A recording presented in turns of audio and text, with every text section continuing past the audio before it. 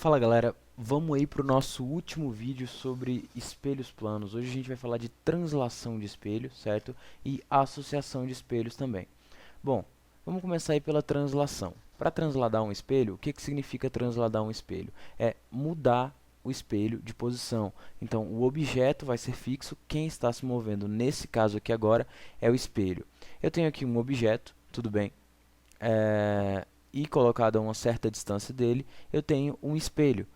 Agora vamos lá, só para lembrar, se eu disser que a distância do objeto até o espelho é a gente sabe que por simetria a distância do espelho até a imagem vai ser a também, lembra? Se o espelho está a uma distância de 2 metros do objeto, a imagem estará a 2 metros do espelho, beleza? Então a distância do espelho, a distância do objeto até o espelho é a mesma distância do espelho até a imagem.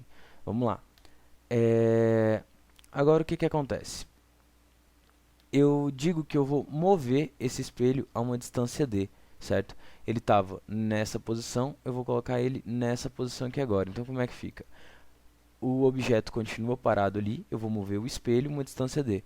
Então, o espelho agora estaria nessa posição aqui, tudo bem? Note que o objeto está no mesmo lugar. O que aumentou foi essa distância aqui, ó. A distância que eu chamei de A, ela era pequenininha. Agora eu vou chamar essa distância de B, certo? Ela é uma distância maior. Então B é como se fosse A mais D, beleza? Só que o que acontece? Se o objeto está a distância B do espelho, consequentemente, a imagem também vai estar a uma distância B do espelho, beleza? Agora, se eu te perguntasse o seguinte, quanto que a imagem se moveu? Intuitivamente, muita gente me responderia D, mas cuidado, gente, vê bem, eu vou chamar de X, porque note pelo desenho, você já vê que a imagem se moveu mais que o D. Vamos saber quanto mais ela se moveu. Nota para mim o seguinte, ó, a distância do objeto 2 até a imagem 2 seria 2b, e a distância do objeto 1 até a imagem 1 seria 2a. Tudo bem? Então eu posso fazer o seguinte, ó, o tanto que a imagem se moveu em relação ao objeto é o que? 2b menos 2a. É como se simplesmente, ó, eu pegasse essa parte aqui, ó, e dissesse que esse tamanho, certo, que eu estou pintando agora, esse tamanho aqui, ó, é 2b menos 2a, que é exatamente o valor de x. Então eu posso chamar ali, ó, x igual a 2b menos 2a. E a gente sabe também, olhando para esse lado aqui, ó, que b menos a vai dar exatamente d. Se eu colocar esses dois em evidência, vai ficar da seguinte forma, ó, x igual a 2b menos a. E eu sei que b menos a, como a gente viu aqui agora, certo? Esse tamanho aqui embaixo menos esse tamanho aqui, vai resultar exatamente nesse d aqui, ó.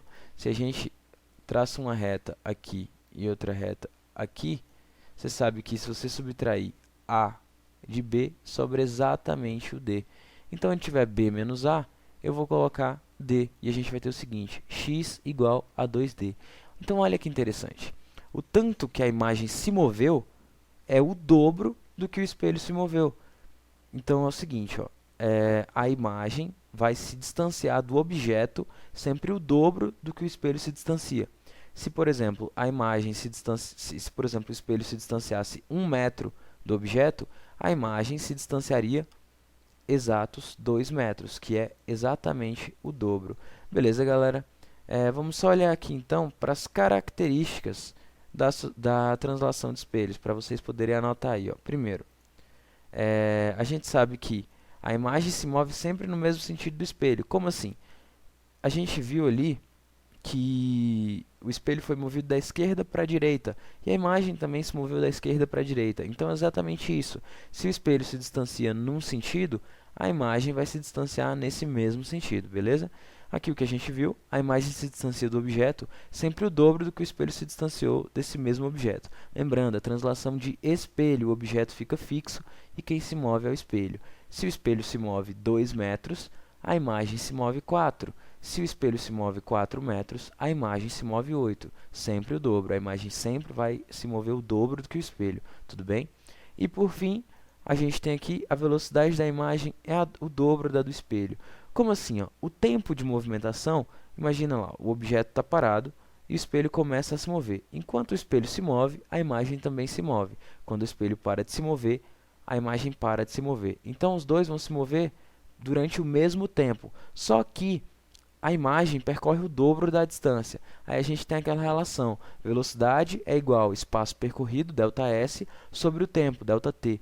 O ΔS, o espaço percorrido, a distância que a imagem percorre, é sempre o dobro do que o espelho. Então a imagem vai ter o dobro da velocidade do espelho também. Beleza? Pessoal, translação de espelho é só isso aqui.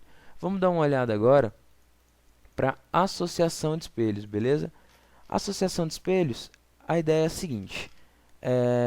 Lembrando aí que quando a gente tem um espelho só, ele vai conjugar apenas uma imagem. Mas e se eu tiver dois espelhos, como é o caso aqui? Quantas imagens vai conjugar? Gente, a resposta correta para isso é não sei, porque ela depende de alguns fatores. Vamos observar aqui, ó. Se eu colocar um objeto entre esses dois espelhos, ele vai conjugar, certo, dois grupos de imagens. Você vai ter imagens do lado no espelho 1 e imagens no espelho 2. Só que o que acontece? A quantidade de imagens vai depender do ângulo entre esses espelhos aqui, tudo bem? Se o ângulo for muito grande, a quantidade de imagens é pequena. Se o ângulo for muito pequeno, a quantidade de imagens é muito grande. Então, quanto menor o ângulo da associação de espelhos, certo? Mais imagens produzidas eu vou ter. Agora, e como tem como calcular isso? Você deve se perguntar, né? Tem como calcular o número de imagens? Tem sim. A gente utiliza essa equação aqui, ó. N igual a 360 graus sobre θ menos 1, em que a gente vai ter ali o N sendo o número de imagens formadas e o θ, o ângulo entre os espelhos. O interessante é que muita gente me pergunta, por que esse menos 1 aqui, ó? Vê bem, aqui, imagina que você tivesse um círculo, certo? O objeto estaria dentro desse círculo, mas como eu estou procurando o número de imagens, eu tenho que excluir o objeto da minha conta. Então, eu tiro ele aqui, ó, eu tiro esse objeto. Uma nota muito importante é, o número de imagens que você vai substituir aqui é sempre o número de imagens criadas por um objeto só. Se tiver, sei lá, 10 objetos aqui, formando, sei lá, 100 imagens, você sabe o quê? Que cada objeto vai formar 10 imagens. Então, você substituir aqui 10, certo? É sempre o número de imagens referente a um objeto só. Não coloque o número total de imagens, senão você vai errar. Enfim, mas essa fórmula é válida sempre? A gente tem o seguinte, ó. Quando que a fórmula vai ser válida? No primeiro caso, ó, quando a relação 360 graus sobre θ resultar em um número par, pode ser usada qualquer que seja a posição do objeto entre os espelhos. Então, se isso aqui, ó, 360 sobre θ der um número par, não importa onde o objeto seja colocado, ele vai produzir sempre o mesmo número de imagens. Então, a gente sempre pode usar essa equação e vai descobrir o número correto de imagens. Porém, quando 360 sobre θ for um número ímpar, a gente só vai poder usar essa equação se o objeto tiver no que a gente chama de bissetriz, certo? É onde ele vai estar à mesma distância dos dois espelhos, certo? Seria essa situação aqui, ó, onde a gente tem uma reta que corta a associação exatamente no meio. Então, você teria, por exemplo, se aqui fosse, sei lá, 60 graus, teria 30 graus para cá e 30 graus para cá. Nessa reta aqui, na bissetriz, que corta o ângulo no meio, se o objeto estiver posicionado aqui entre os espelhos, a gente pode utilizar essa equação aqui, essa fórmula, mesmo que o 360 sobre θ seja um número ímpar. Porém, se o objeto estiver do lado de fora, certo? Se ele não estiver nessa reta, por exemplo, estiver numa posição aqui, a gente não poderia usar, beleza? Então, valeu, galera. Isso aqui é o que a gente tem de equação para associação de espelhos. Agora eu vou deixar vocês com o experimento aí também do professor Alex Amorim, tudo bem? Muito elucidativo. Eu tirei o áudio mais uma vez dele e coloquei o meu próprio áudio explicando para vocês poderem entender. Qualquer dúvida a respeito disso aqui, de qualquer outro vídeo, postem aí, certo? Vão ali na parte de dúvidas e perguntem. Isso vale para os meus alunos e para quem não é aluno também. Qualquer pessoa pode perguntar. Valeu, galera. Aqui a gente termina espelhos planos. Abraço! Fala, galera, mais um experimento aí para servir de exemplo, tudo bem? De associação de espelhos. Aqui a gente tem dois espelhos associados formando 90 graus entre si.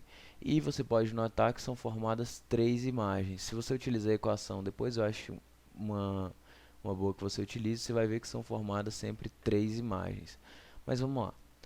Aqui, independente de para onde você mova o objeto, você vai ter três imagens formadas. Ó. Você tem uma imagem aqui, outra aqui e outra aqui. Não interessa onde você coloque o objeto. Isso porque a relação 360 sobre 90 graus, que é o ângulo dessa associação, dá 4, que é um número par.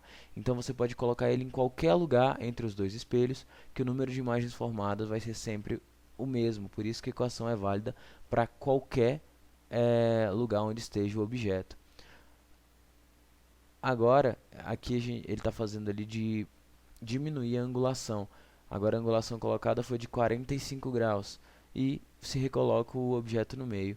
Vamos contar as imagens lá. Você tem um objeto, você tem uma, duas, três imagens nesse espelho, 4, 5, 6 imagens no outro e uma imagem entre os dois espelhos. Então, quando você tem uma angulação de 45 graus, você tem 7 imagens formadas, beleza? Isso aqui denota pra gente que quanto menor for a angulação entre os espelhos, mais imagens formadas a gente vai ter. Aí ele demonstra, você coloca uma angulação, agora quando seria angulação zero, vê bem, eles são paralelos, você teria infinitas imagens formadas. Por quê? 360 sobre zero é uma indeterminação, então o n tenderia a infinito. Agora ele vai mostrar o que eu acabei de falar. Ó. Se ele diminui a angulação, surgem mais imagens. E se aumenta a angulação entre os espelhos, o número de imagens é menor. Valeu, galera!